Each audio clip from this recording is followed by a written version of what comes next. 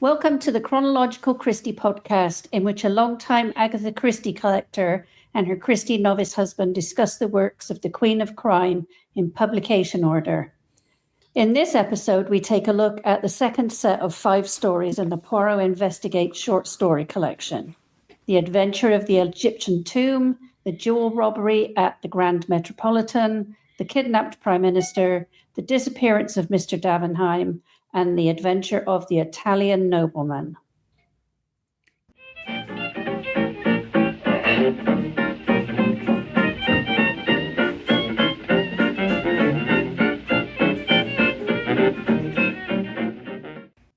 Welcome to the Chronological Christie podcast. We are your hosts. Gillian Porter, a long-time Agatha Christie reader and collector. And her husband, Alan Porter, who after almost 40 years of sharing a house with Agatha Christie books, has decided that he should read them. We'll be tackling the books in UK publication order as detailed on the official Agatha Christie website and sharing our thoughts on each from the viewpoint of someone familiar with them and someone reading them for the first time. In this episode, we will be taking a look at the second set of 5 stories in the Poirot Investigates short story collection, published in the UK in 1924. As the short stories had already been published in newspapers, Bodley Head, Agatha Christie's publisher at the time, were not keen to accept publication of them in a book, as the 5th book for the 6-book deal Agatha Christie had signed, but they eventually agreed. However, the edition we have in our library is the US version that was first published in 1925 and features 3 additional stories, weren't published in the UK until 1974. We will be using the US edition as the basis of our discussions. As the US collection includes a total of 14 stories, we will be splitting the discussion over 3 episodes. In this episode, we will cover the second set of 5 stories in the collection. Our thoughts and comments on the first 5 stories in the collection can be found in the previous episode. At this point in the podcast, we would normally talk about what was going on in the world and with Agatha in the year of publication. However, as this collection is the second book published in the UK in 1924, we've already covered those in episode 5 that covered the man in the brown suit. On this podcast, we will be talking about plots and stories that range from 50 to just over 100 years old, and in several cases have been adapted for TV and or movies. But as this podcast demonstrates, people are coming new to the works of Agatha Christie at any time and may not be familiar with all the details of the stories under discussion. So this is a spoiler warning that we will be diving into plot and character details as well as talking about who done it and why. So if you aren't familiar with these stories under discussion, you might want to pause the podcast here, find a copy of the book, give them a read, and then return for the discussion. Or you can just keep listening whether you know the story or not. It's your choice. As we will be covering multiple stories, we've changed the format a little and we'll be doing the same as we did in the last episode, taking each story as follows: the title, a quick synopsis, a discussion of the story, and then a discussion of any adaptations. And with that said, let's dive into the next set of 5 stories from Poirot Investigates. The Adventure of the Egyptian Tomb. Poirot is consulted when multiple deaths occur after the opening of a tomb in Egypt. We start with my review of the story. I thought it was told in a very straightforward way, which kind of, I felt, takes all the tension out at the beginning. So very short, we aren't given any time to understand what is going on and who all the characters are, specifically why Leiber's nephew would kill himself. Until you get to his suicide note, you don't have any clue. And like other facts only came out after the guilty party had been apprehended. I did find it interesting that she had an interest in Egypt before she met Max Mallowan. And I did like how Poirot used the supernatural side to his advantage by making people believe he was a believer when he actually doesn't. He just believes in evil. I thought that was a clever way to... He does it a lot, covers up how smart he is by making people think he's a bit more stupid than you think he's going to be, so that people underestimate him. That's the word. So Max Mallowan was Agatha Christie's second husband, who was an archaeologist. That's right, yeah? Yes. Okay. Just getting my newbie facts straight in my head. I found this to be pretty meh. I didn't think it was that solid an opener for a collection of short stories. The actual mystery seemed really be second to the setup. Like you said, Jill, I think I found most of the supporting cast just to be an undeveloped list of names. I didn't really know who they were. I didn't really care about them. So no real impact when they started dropping like flies, to be honest. Like you, I'm not keen on the supernatural aspect or Poirot's use of theatrics. However, on a positive side, I, like you, did find it interesting to see her doing a story inspired by the then recent craze for Egyptology caused by the discovery of the tomb of Tutankhamun in 1922, which she directly references in the story.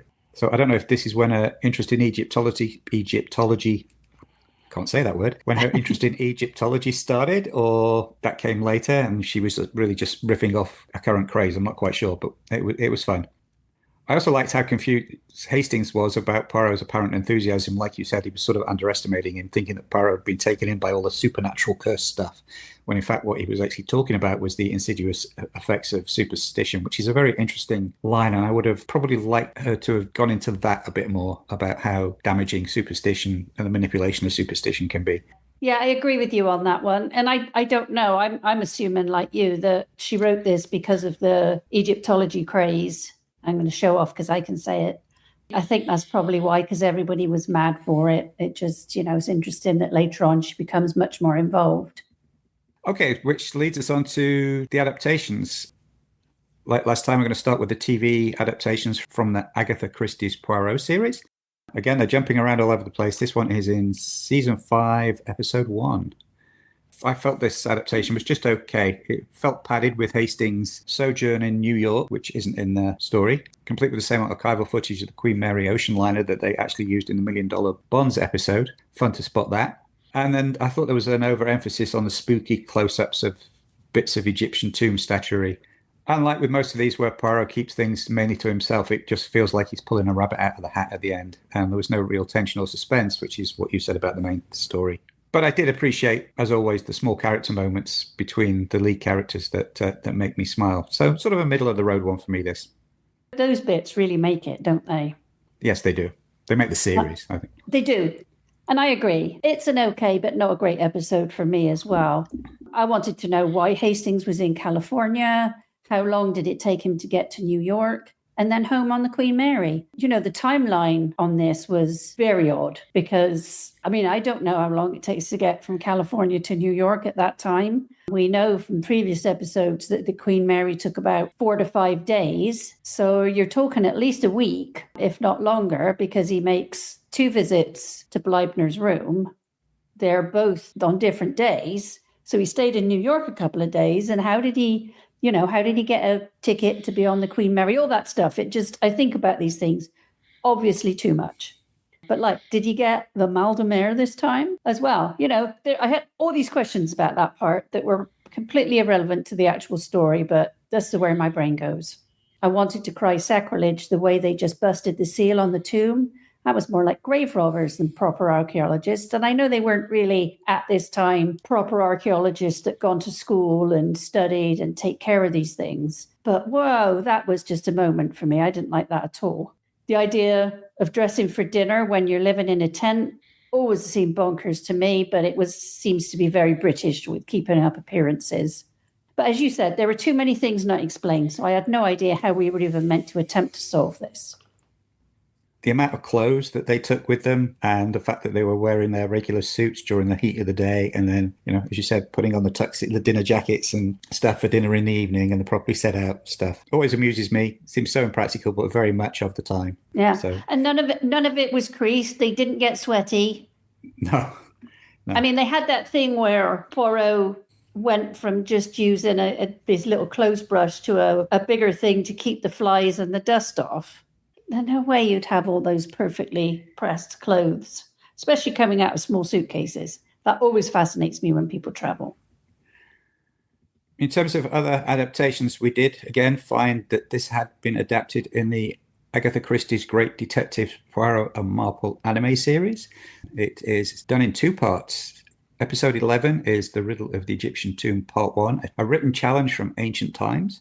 And episode 12 is The Riddle of the Egyptian Tomb, Part 2, The Curse of Pharaoh Menhera. I did find both episodes on YouTube, but unfortunately only with Portuguese subtitles. And as our Japanese and Portuguese is not that good, I have no review of those this time around. But hopefully they were fun. If anybody has watched them or even knows where there's an English subtitled version, please let us know what they were like.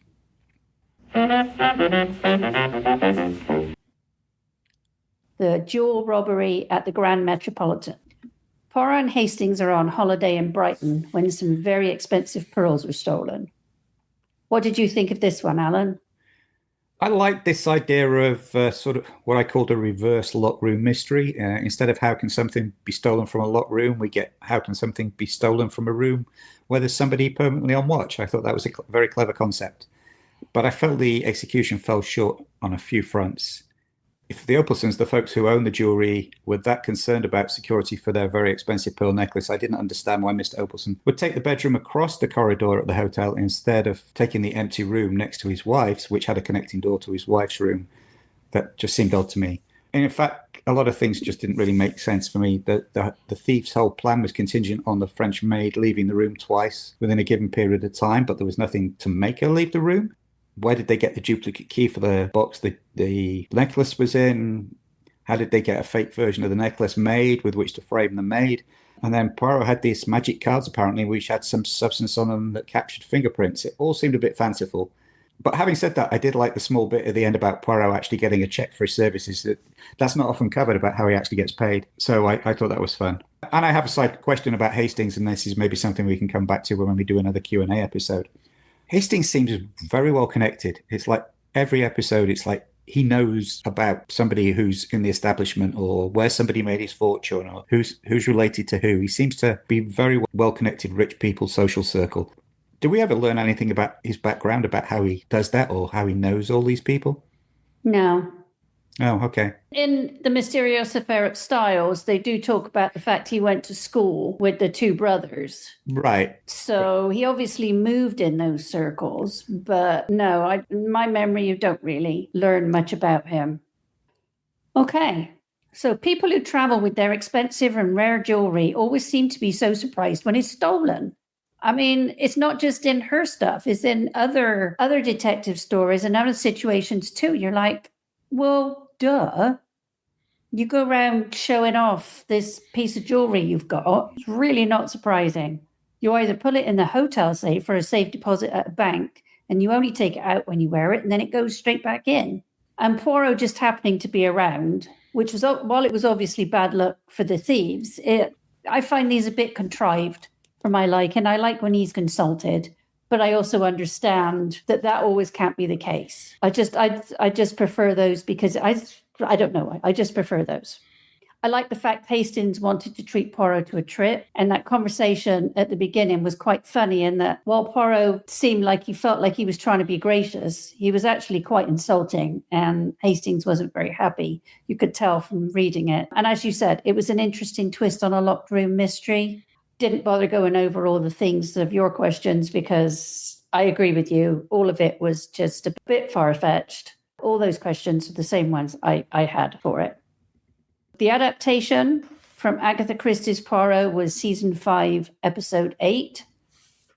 I thought this was a fun adaptation. I loved the look on Poirot's face at the beginning when he was waiting for the doctor to tell him what was wrong. You could tell he was expecting, oh no, you've got 2 weeks to live or something. And I love how they play up that side of him with the hypochondria. And I thought the changes made to this story made it have much more depth and interest. The writers who wrote these adaptations are faced with a really difficult task, especially with the really short ones. Mostly they win, but obviously they're not going to hit every time. Like the short stories don't hit every time. Theft was just as in the book, and again gives off all the same questions you had, Alan. But it was also, what was it with Agatha Christie writing Where These Lovers, where the man is a loser gamble and the woman is soppy enough in love with him to stay? We've already had this in one of the other stories where he was a gambler and she's going to stay by his side. And I'm like, I just want to give him a slap. Oh, this was an Anti Horowitz one. Okay, just want to slap him too. I hate those little love stories. But I like the addition of the theatre side. It gave the Opalsons a bit more of a story and a bit more reason to be around and all that. I thought that was good.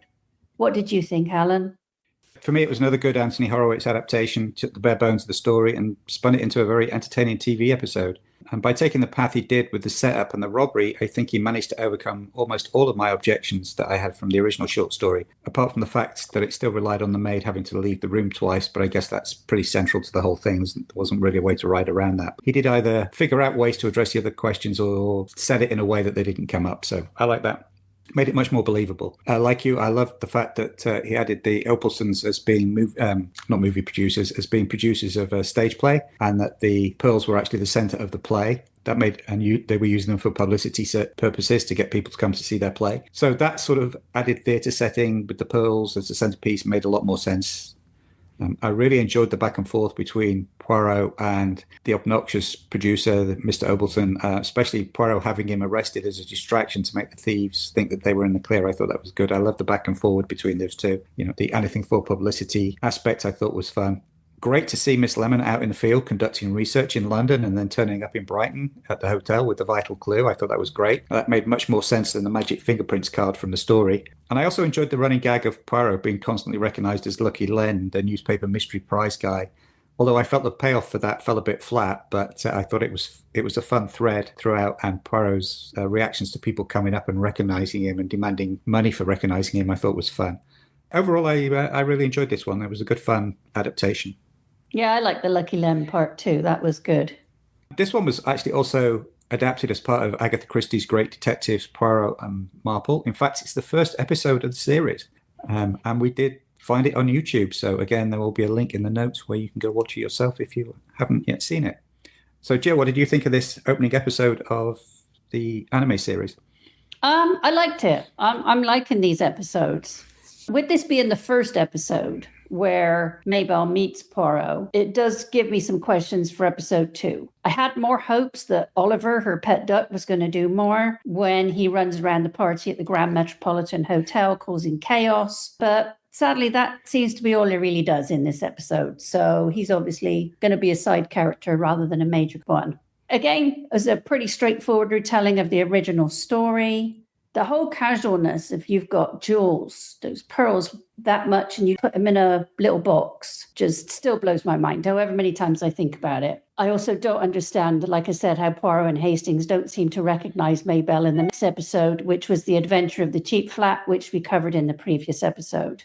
Fun adventure, but I think a hotel room being empty for months in such a fancy and popular hotel in a popular destination, Brighton was one of those places to go at the time. That seemed very odd to me. I would love to know, how they justified that.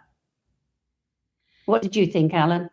That thing about the hotel room, I mean, it was fine saying it was empty like Christie did in the additional short story, but I don't know why they added that line about, it's been empty for months, other than to justify the fact that it was dusty. Because as you said, in a hotel like that, they wouldn't keep a room like that.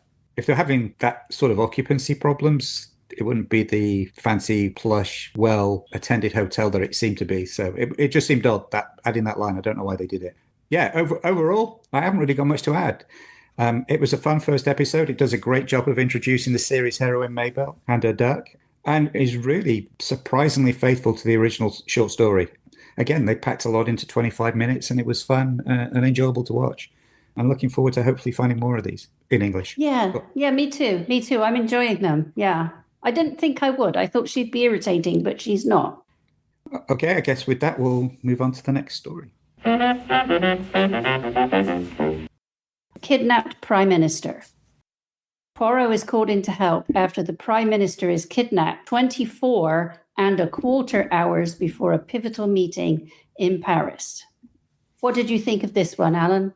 As soon as I sort of got into this, I couldn't help be reminded of one of my favourite books and movies, Jack Higgins' The Eagle Has Landed, which is about a German plot in World War II to kidnap or kill Prime Minister Winston Churchill that also involves the use of a lookalike double for the Prime Minister. But I wasn't aware that Christie had written a similar plot around the end of World War I. But given my familiarity with the Jack Higgins tale, I sort of figured out how things were going to work out fairly early on, but reading through Poirot's comings and goings and thought processes was fun.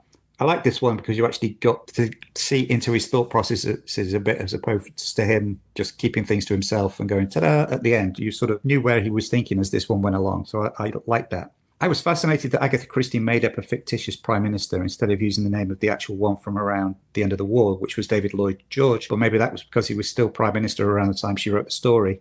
because he was actually Prime Minister from 1916 to 1922. So maybe he was still Prime Minister as she was actually writing it, or around that time, or she felt that was too recent. My other thing is, Poirot made a big deal about the fact that he had 24 and a quarter hours, that extra quarter, because they were like, oh, you've got 24 hours. And he was like, no, I've got 24 and a quarter hours to solve this. She never paid off the extra quarter hours. No, I know. I assume it was just him being his usual fussy self rather than there was any import to it. But I had notes on that too. I found that very disappointing that quarter hour wasn't as important as he intimated it was going to be. Yeah. All right. So as you've got notes on it, I'll hand it over to you. Thank you very much, sir. You're welcome. Cheeky. I found this is another story for me that lacks some tension on a reread, because obviously I knew what was happening. But I'll disagree with you there. I felt like there was a lot of Poirot going off and doing things without explaining them. Oh, interesting. I do like the fact he can just sit and let everything process. In my imagination, the group of them in that hotel room for 5 hours, I think I might have gone insane by then without having a book to read or a newspaper. Especially when you think of, for those people there and the import of the Prime Minister being missing, 5 hours, such a long time. Very specific amount of time too, but such a long time. I guess I'll disagree with myself on this one. Some tension does build along, even though everybody knows Poirot's going to find the Prime Minister. I mean, even anybody who's never read the story is going to see, well, they're going to find him. But the bit that was really odd to me is that Poirot wonders why they approached an unknown, obscure private detective. Yet they follow his instructions implicitly because he'd been recommended by somebody, I'm assuming it was his boss's boss in the Belgian police, that was enough for them. But as this isn't the first short story, it wasn't the first short story published, it must have been the first one she wrote, because by now he's got, from the books and everything, a growing fame. Yeah, I was wondering about that. And I was wondering about the timeline, because as you said, this is clearly a story set much earlier in his career. And it's weird, not that it's in a collection, but it's weird that it's in the middle of a collection where the stories before and after it, he's famous. Like you said, I don't know when she wrote it, whether it was one of the first ones she wrote, or she did write it as a sort of, early in his career piece. There's nothing wrong with doing that. I mean, lots of people go back and tell earlier stories in their characters' lives, but it's just oddly placed. Do you know anything about why it's where it is, or when she wrote it, or anything like that? No, that I haven't been able to find, but I did while I was looking at Agatha Christie, Poirot, The Greatest Detective in the World by Mark Aldridge, that these stories were adapted slightly from the newspapers when they were created into the short story collection. So why that wasn't changed then is also mysterious. They made some edits for some of them, but not this one. I'll have to try and do some research again on which stories were published first. But of course, a lot of that stuff was just published and throwaway stuff. It wasn't like back in the day that they kept everything and said, oh yeah, this was printed in this paper. It is curious, isn't it? It is, yeah. Perhaps, again, we'll revisit it on the Q&A episode and dig a bit more into the whole chronology of it. I think that'd be a good idea. In that essay for that story, the short stories, there wasn't anything about that. It was just about the fact that some were edited, but not all of them. Okay. So that takes us to the adaptations. This was adapted in Agatha Christie's Poirot, and we're jumping from season 5 back all the way to season 2.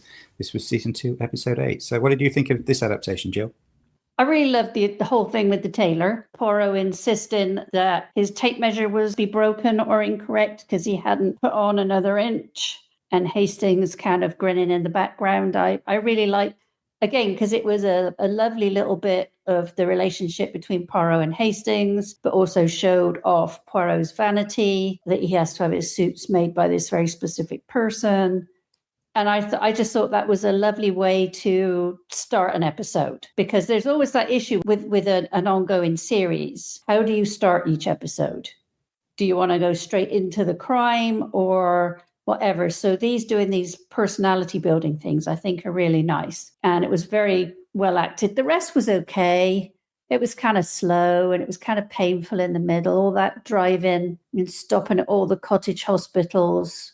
which were all, though, rather a lot nicer than I'd have expected of a cottage hospital in the 1930s, wouldn't it?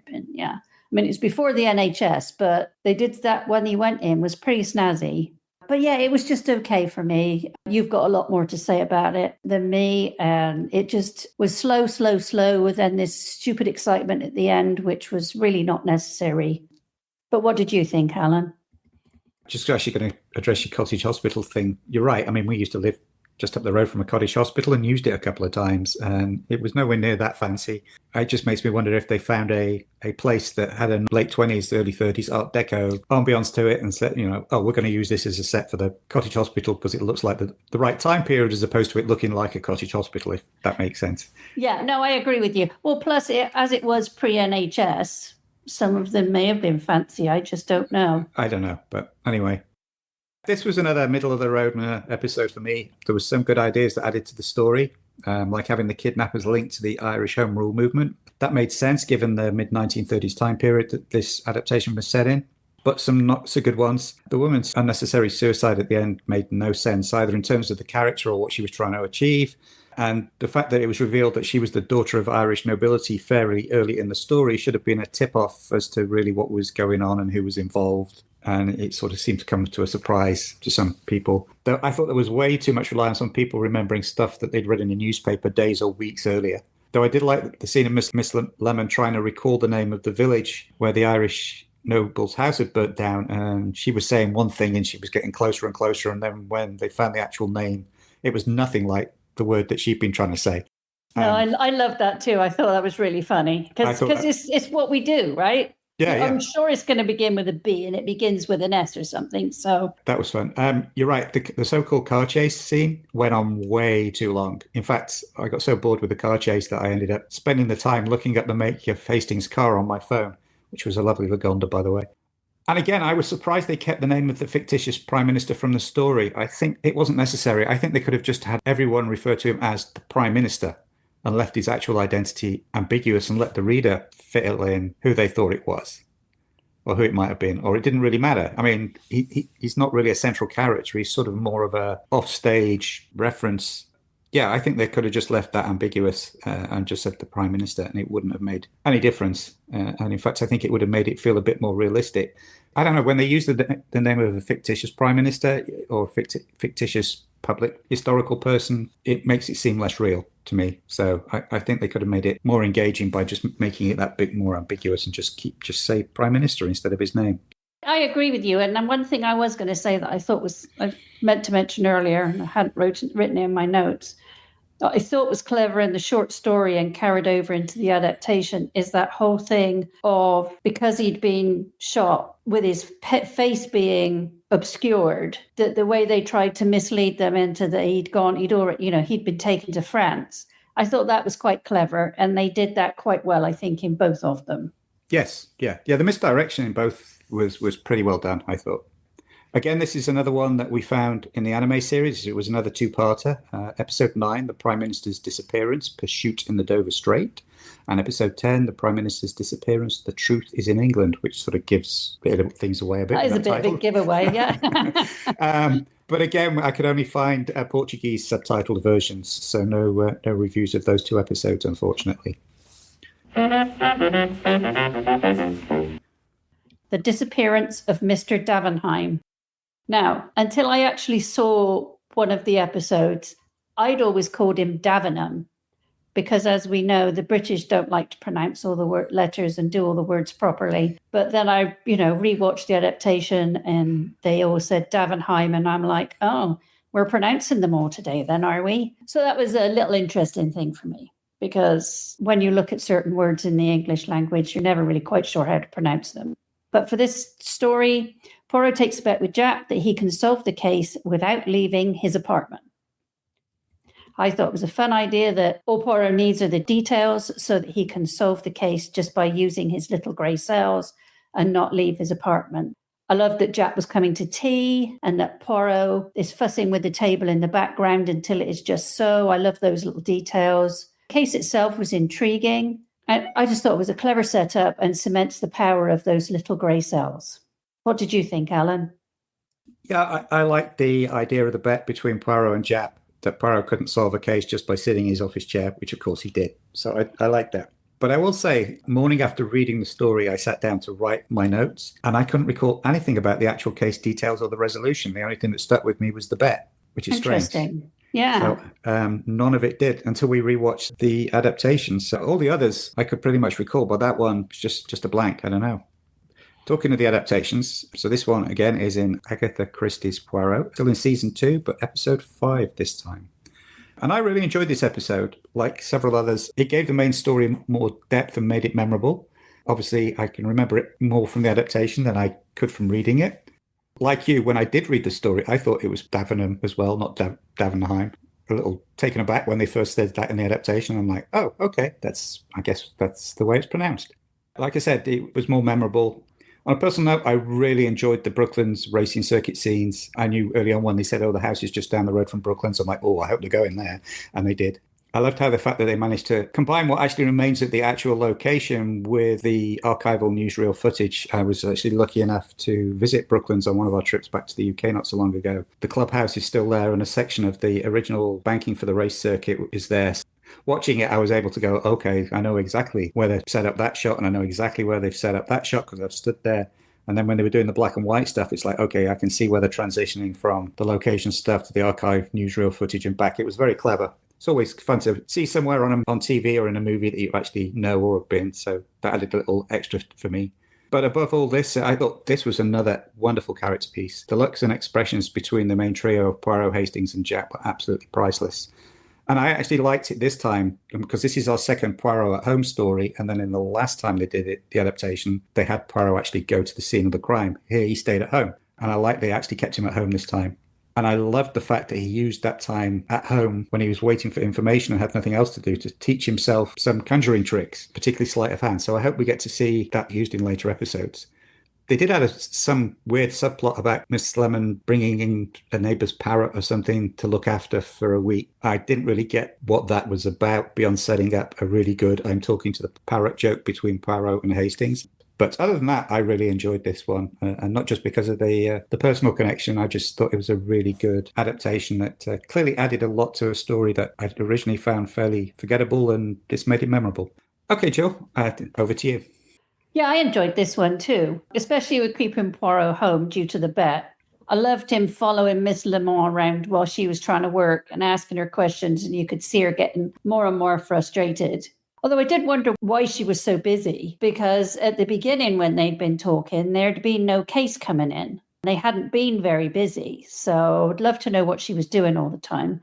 And I agree with you. The parrot was a bit odd. I didn't understand the point of it, but I did love him learning the magic tricks and getting a bit frustrated at the parts when he couldn't do them. So that was quite fun.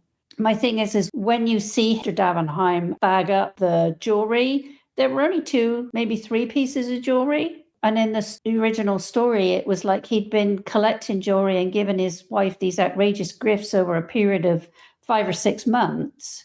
And 3 pieces just didn't cut it.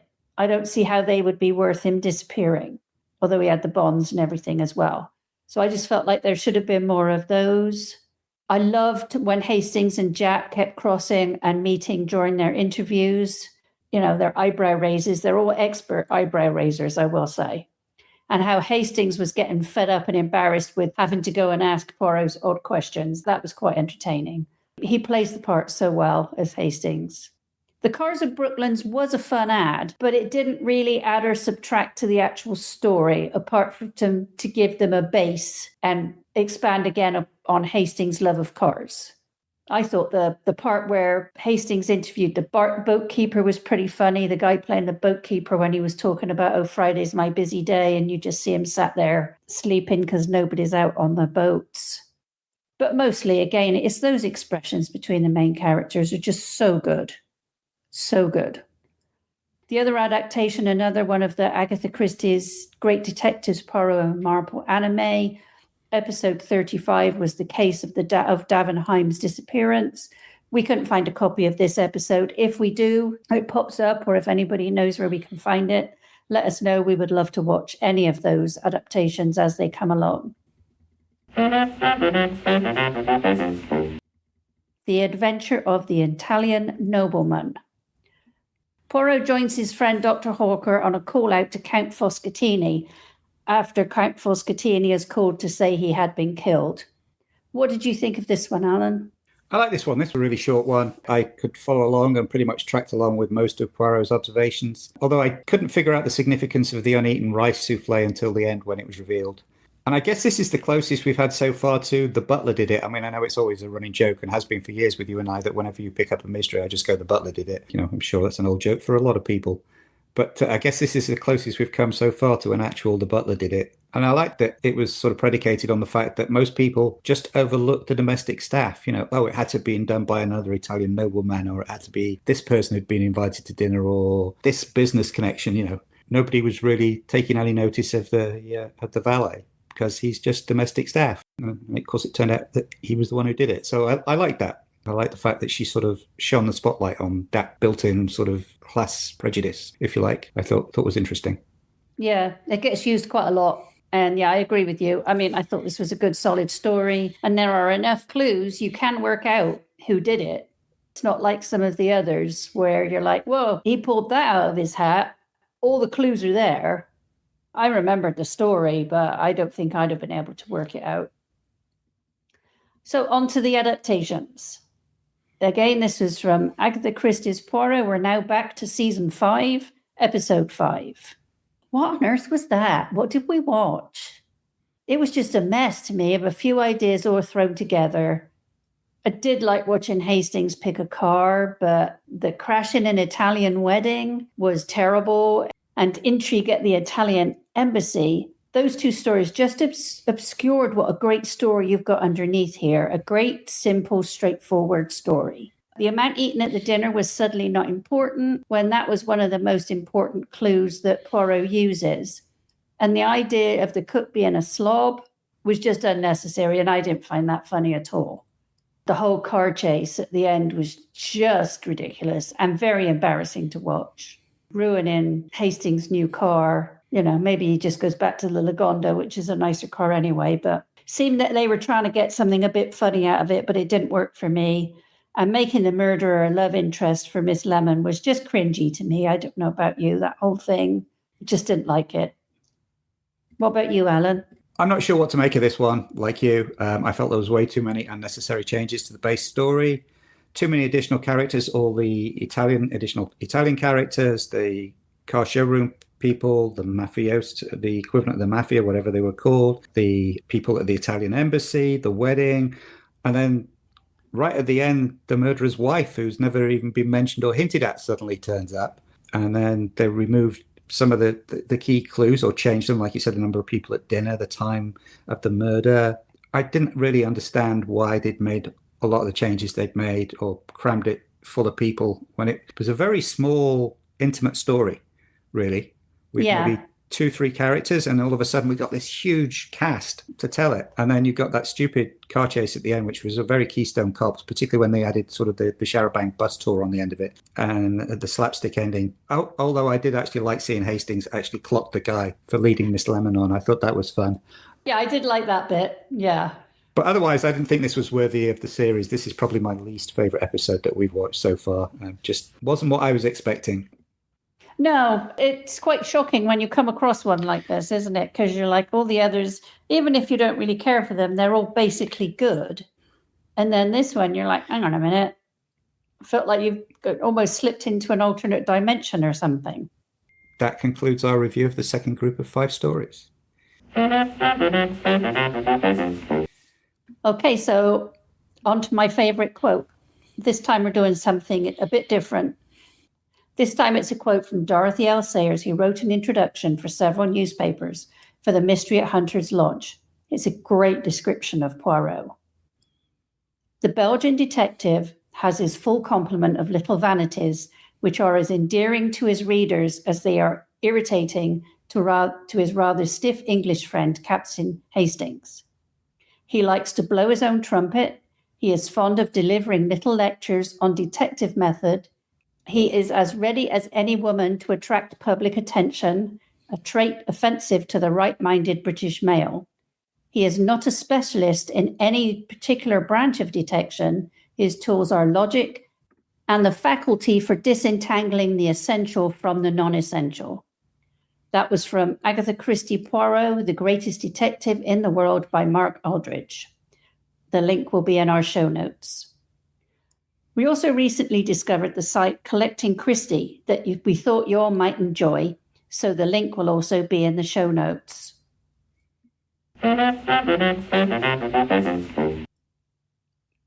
Thanks for joining us for this episode of the Chronological Christie podcast. If you would like to leave a rating or a review on your favorite podcast platform, that would be great. And don't forget to subscribe so you don't miss out on future episodes.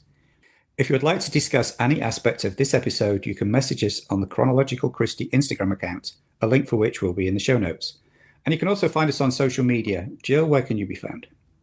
I can be found on the Chronological Christie Instagram account. Love to meet you there and have a chat. And I can be found on most social media platforms just for searching for @AlanJPorter or via my author's website at alanjporter.com.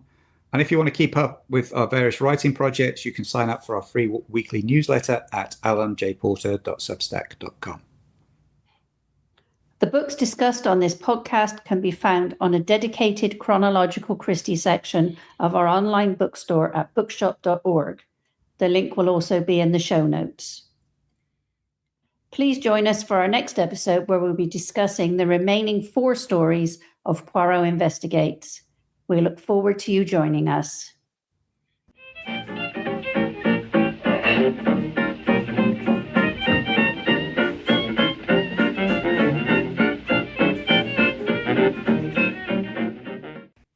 The music used in this episode was extracted from I'm Somebody Somebody Now by the Joe Venuti Orchestra and is a public domain recording. The Chronological Christie podcast is a production of Megrid Entertainment, a division of 4J's Group, LLC.